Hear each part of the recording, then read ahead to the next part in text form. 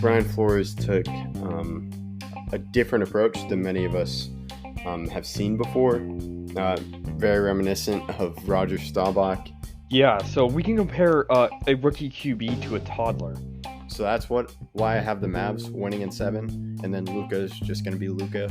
Hayward's absence for this game will be significant, and I wouldn't be surprised if this game turns into a blowout as of late. The Golden Knights just can't pull it. I really think the Avalanche are determined this year.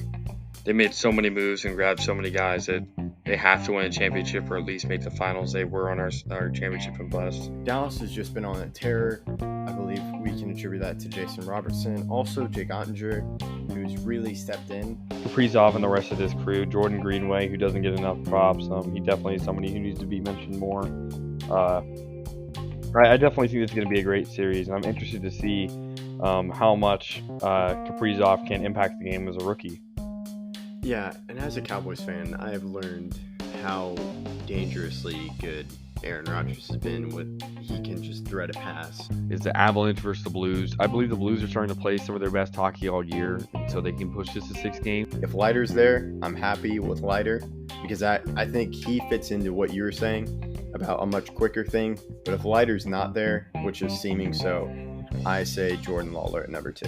The same self. The only year he won an MVP was the year he cheated, which really should put something against that MVP. But there will be a Rodgers playing for Green Bay, even though he may not be the quarterback. But it's still unknown there. Austin is giving me the dead stare, so I guess don't mention Aaron Rodgers to him right now. A top 3 corner in the league in Jair Alexander, and pairing him with a really fast corner should definitely assist in their ability to guard anybody in their division and anybody in the league.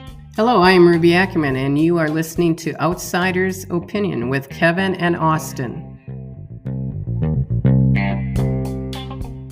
What's up, y'all? Welcome to our USFL Opinions of the Week.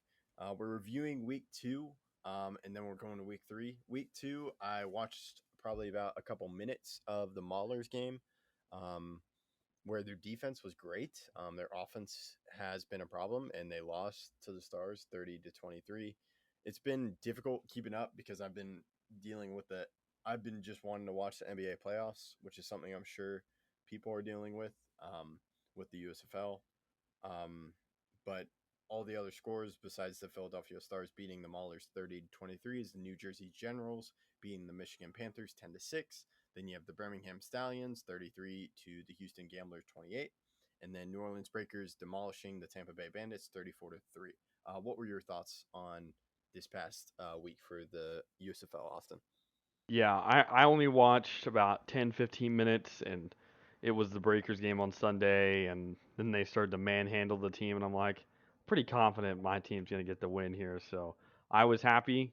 And it really does look like the Breakers are one of those premier teams in the league, even though it's early. Every game was one score again besides one, and that was this week, the 34-3 dismantling of the Bandits, who had won their past game. So we'll have to see if this is a consistent trend that most of the games are close besides one. But I'm excited that most of the games are close. Yeah, I'm glad with that. My team has still yet to get a win, but I'm glad that games are relatively close, even though we have talked about the Breakers and Bandits. The Breakers look to be off to a hot start, but we have something we have to see, and it's just interesting. But should we talk about the upcoming week? Yeah.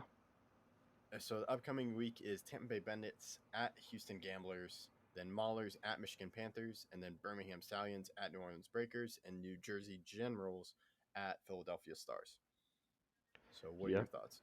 So we have two 1-1 teams, or all the 1-1 teams are playing against other 1-1 teams. The 2 0-2 teams are playing against 0-2 teams, and the 2-2-0 teams are playing against each other. So there will be an undefeated team after this week, but there will only be one. Who do you think, Breakers or Stallions? I'm probably going to go Breakers because I know they have a good special teams, and I remember they got the first special teams award of the week ever.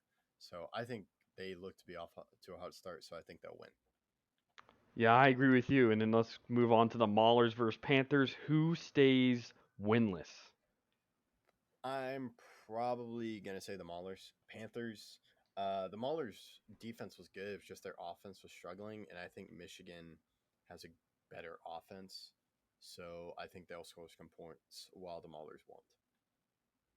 That'll be a sad sight if your team can't get a win through the first 3 games, but it's a 10-game schedule, so 3 games isn't everything. But I know from NFL, even starting 0-3 is just ruthless, and you have to be top 2 in your division to make it to the playoffs. So this is a big week. You can't start 0-3 if you want to make the playoffs, in my opinion. Yeah, I may have a type with football teams that just like to get my hopes up. So we'll have to see. But now we've talked about Tampa Bay Bandits versus the Gamblers. Who do you think?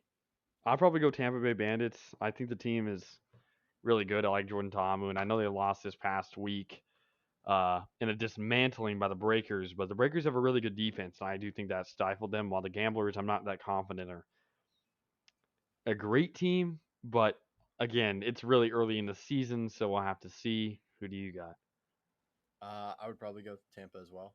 And then we're going to Jersey Generals versus the Philadelphia Stars. I'll probably go the Philadelphia Stars. I really like their offense. I think they have a nice offensive team because they scored 30 on the Maulers defense, and then they scored 17 the first week. So I think their offense is starting to heat up. Yeah, I would probably go. Wow, this is. I'm gonna go. I'm gonna agree with you. I'm gonna say Philadelphia Stars. I think it's gonna be a really close game, though. My guess right here. I know we haven't done any scores predictions. You don't have to. But I'm gonna say 17-16 Stars. The Generals have a pretty good defense. They won last week 10-6 against the Michigan Panthers. But I feel like the Stars will get it done and win by a point. Yeah, I hope it's a close game. I hope all these games are close, but we'll have to see. Um, it will be interesting. Hopefully, I can watch more games because the NBA playoffs are like starting to dip down. Like there are less frequent games, or there's not as much because like there were 3 games at once, but now it's starting to like go down to just like 2 games. Um, but it'd be interesting because I definitely want to watch it, and the 2 games are on Fox. One's on USA, and the other one is on Peacock. Any final thoughts? No, I just, like you said, hope all the games are close. Yep, and that is it. We'll keep you updated. Thank you for listening to Outsiders Opinions.